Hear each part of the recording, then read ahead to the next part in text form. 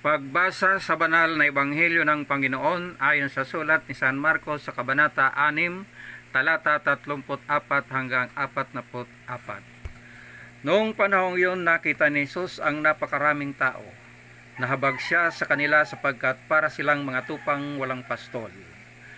At sila'y tinuruan niya ng maraming bagay. Nang dapit hapon na lumapit sa kanya ang mga lagad at ang sabi, "Ilang ang puok na ito at malapit nang lumubog ang araw. Payaunin na po ninyo ang mga tao sa mga karatig nayon at bayan upang makabili ng pagkain." Ngunit sinabi niya, "Kayo ang magbibigay sa kanila ng makakain. Bibili po ba kami ng halagang 200 dinaryong tinapay upang ipakain sa kanila?"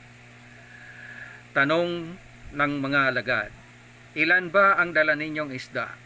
Tingnan nga ninyo," wika niya.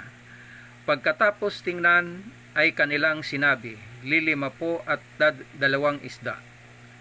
Iniutos ni Jesus na ang lahat ay maupo ng pulupulutong sa damuhan. Kaya't naupo sila ng manda-mandaan at 50. Kinuha ni Jesus ang 5 tinapay at 2 isda. Tumingala sa langit at nagpasalamat sa Diyos. Pinaghati-hati niya ang mga tinapay at ibinigay sa mga alagad upang ipamahagi sa mga tao. At pinaghati-hati rin ang 2 isda at ipinamahagi rin. Ang lahat ay nakakain at nabusog.